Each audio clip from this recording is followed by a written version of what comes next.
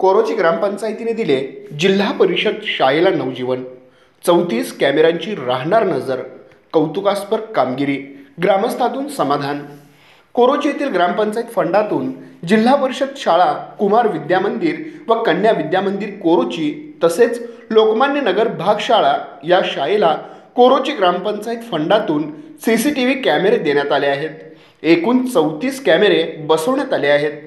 यामध्ये कुमार कन्या विद्यामंदिर गावबाग येथे 18 कॅमेरे तर 16 कॅमेरे हे भागशाळा लोकमान्य नगर येथे बसवण्यात आले आहेत।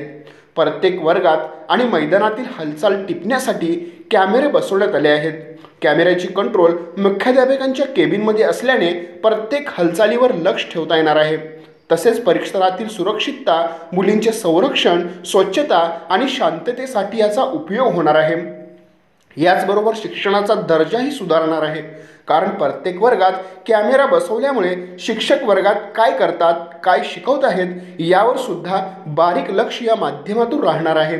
त्यामुळे शैक्षणिक दर्जा नक्कीच सुधारणार आहे। जिल्हा परिषद शाळांच्या पट देखील वाढण्यास यामुळे मदत होणार आहे।